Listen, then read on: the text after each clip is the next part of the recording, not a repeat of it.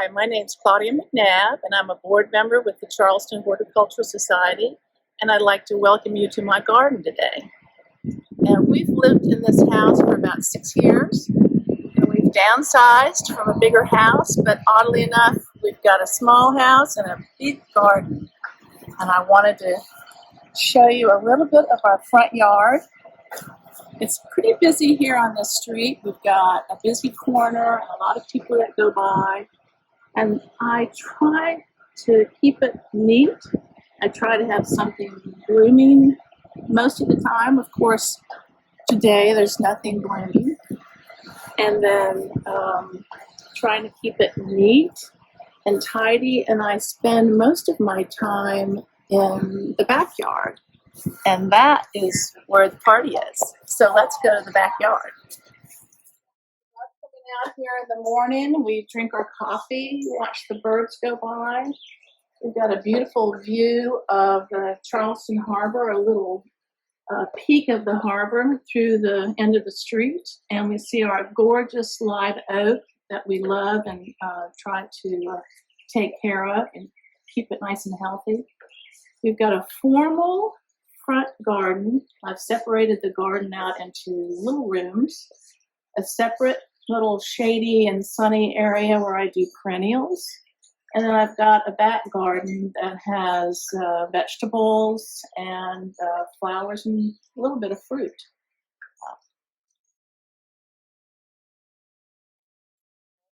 It's a small tree. It's pretty slow growing.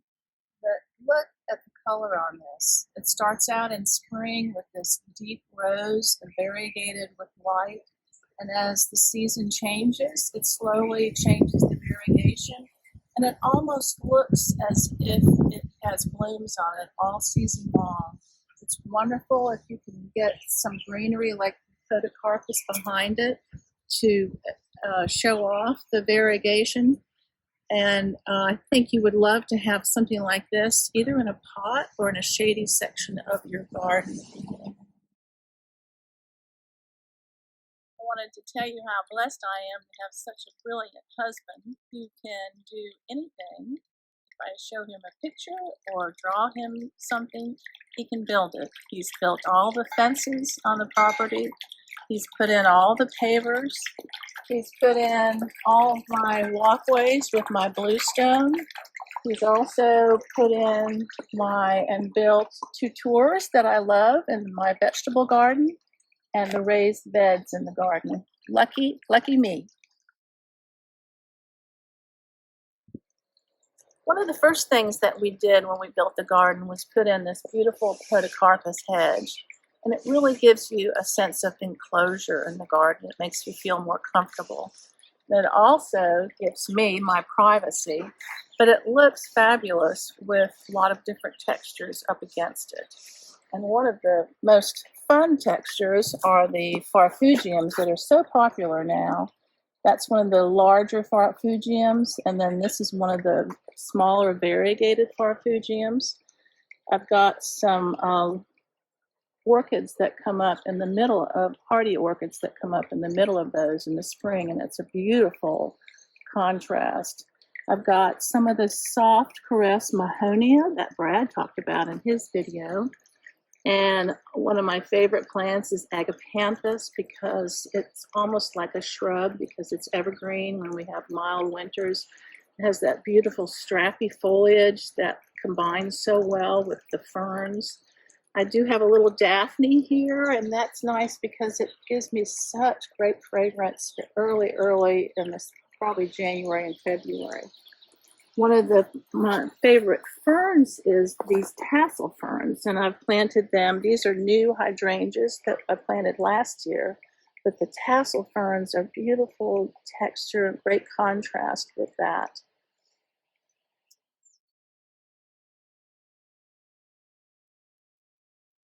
One of the great things about having a garden is being able to put sculptures or any kind of art pieces or pots, just to have a little bit of different combinations with plants. And one of my favorites is this old bird bath that we've had for years and years, and We have another bird bath that's never used, but this bird bath gets used constantly by the birds.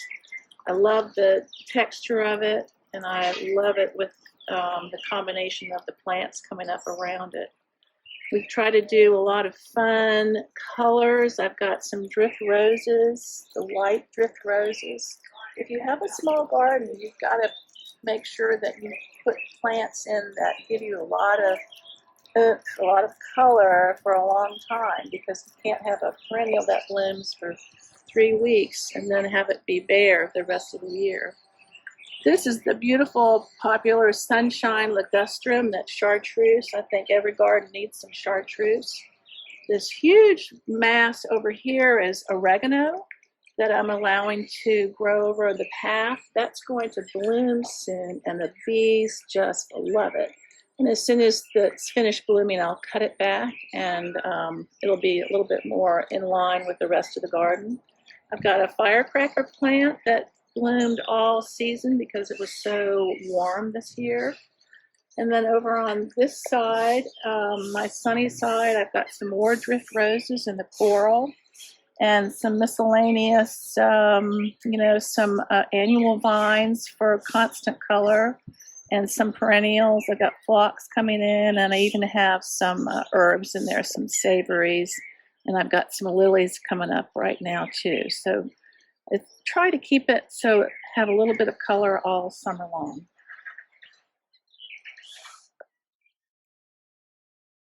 Along the side of my yard, I try to keep something blooming or in color all season long, and we're so lucky here in the Low Country to be able to have something blooming every season of the year.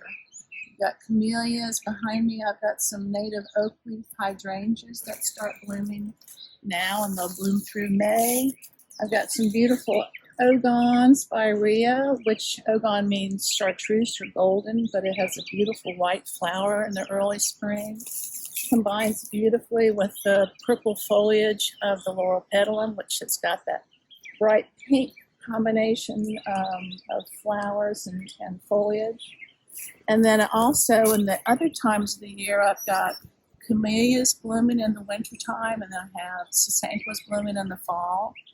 And then further down the street, I've got cassia, which is beautiful yellow flower that blooms in the fall in October, and then a whole sweep of sweetgrass.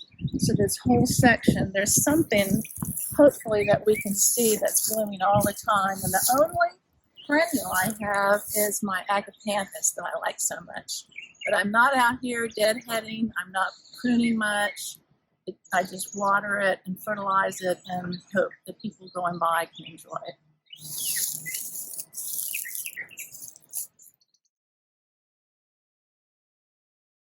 I'm Claudia McNab in Mount Pleasant, South Carolina, and I hope you look forward to the next episode of In the Garden With.